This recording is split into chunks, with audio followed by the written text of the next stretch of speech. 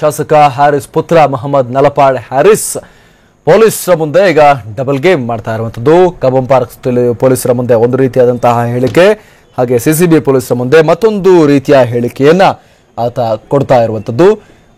ಜೊತೆಗೆ ಆತ ಇನ್ನೊಂದು ವಿಚಾರವನ್ನ ಕೂಡ ಈಗ ಪೊಲೀಸರ ವಿಚಾರಣೆ ವೇಳೆ ಬಾಯ್ಬಿಟ್ಟಾಗಿದೆ. ಅದು ನಂದೇನು ತಪ್ಪಿಲ್ಲ, ಇದರಲ್ಲಿ ಕಬ್ಬನ್ ಪಾರ್ಕ್ ಪೊಲೀಸರು ಏನೆಲ್ಲ ಹೇಳ್ಕೊಟ್ಟಿದ್ದಾರೋ ಆ ರೀತಿ ನಾನು ಹೇಳಿಕೆಯನ್ನ ಕೊಟ್ಟಿದ್ದೀನಿ.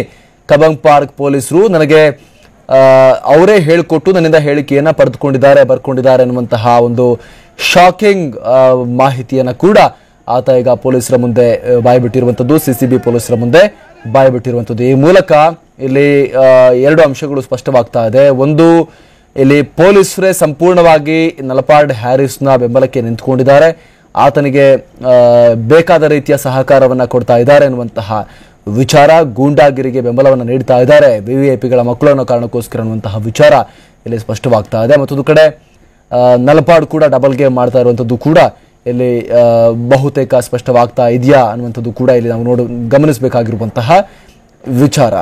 ಯಾಕಂತ ಹೇಳಿದ್ರೆ ಈತ ಕಬ್ಬನ್ ಪಾರ್ಕ್ ಪೊಲೀಸರ ಮುಂದೆ ಒಂದ್ಸಲಿ ಹೇಳುವಂಥದ್ದು, ಮತ್ತೆ ಸಿಸಿಬಿ ಪೊಲೀಸರ ಮುಂದೆ ಒಂಥರ ಹೇಳುವಂಥದ್ದು. ಒಂದ್ಸಲಿ ಆತ ಹೇಳ್ತಾನೆ ಹೌದು ನಾನು ಹೊಡೆದಿದ್ದು ಹೌದು, ಗಲಾಟೆ ಆಯ್ತು, ಹೊಡೆಯುವಂತ ಸಿಚುವೇಶನ್ ಕ್ರಿಯೇಟ್ ಆಯ್ತು, ಹೊಡೆದೆ ಅನ್ನುವಂಥದ್ದು. ಮತ್ತೊಂದು ಕಡೆ ಆತ ಹೇಳುವಂಥದ್ದು ಇಲ್ಲ ನಾನು ಹೊಡೆದೇ ಇಲ್ಲ, ಆತನೇ ಹಲ್ಲೆ ಮಾಡಿದ್ದು, ವಿದ್ವತೆ ಹಲ್ಲೆ ಮಾಡಿದ್ದು ಅನ್ನುವಂತಹ ಹೇಳಿಕೆ.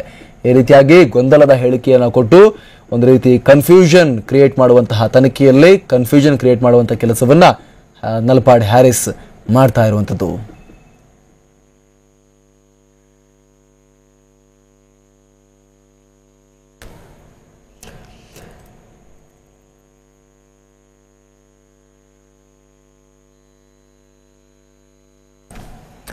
ಇನ್ನು ಇಡೀ ಪ್ರಕರಣಕ್ಕೆ ಸಂಬಂಧಪಟ್ಟ ಹಾಗೆ ಈಗಾಗಲೇ ವಿಧಾನಸಭೆಯಲ್ಲೂ ಕೂಡ ವಿಚಾರ ಪ್ರಸ್ತಾಪ ಆಗಿದೆ. ಜಗದೀಶ್ ಶೆಟ್ಟರ್ ಪ್ರತಿಪಕ್ಷ ನಾಯಕರು ನಿಲುವಳಿ ಸೂಚನೆಯನ್ನ ಕೂಡ ಮಂಡಿಸಿ ಅವರು ಇದಕ್ಕೆ ಸಂಬಂಧಪಟ್ಟ ಹಾಗೆ ನಿಯಮ 69 ಅಡಿಯಲ್ಲಿ ಚರ್ಚೆ ಆಗಬೇಕು ಅಂತ ಆಗ್ರಹ ಮಾಡಿದ್ದಾರೆ.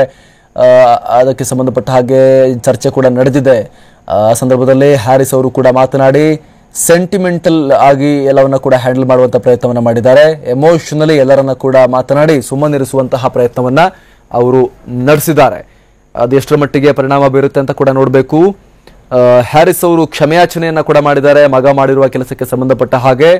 ಜೊತೆಗೆ ಮಗನಿಗೆ ಇನ್ನು ಮುಂದೆ ನಾನು ಬುದ್ಧಿ ಹೇಳಿ ಸರಿದಾರಿಯಲ್ಲಿ ನೋಡ್ಕೊಳ್ತೀನಿ ಅನ್ನುವಂತ ಮಾತನ್ನ ಕೂಡ ಇಲ್ಲಿ ಹ್ಯಾರಿಸ್ ಹೇಳಿಕೆಯನ್ನ ಕೊಟ್ಟಿದ್ದಾರೆ.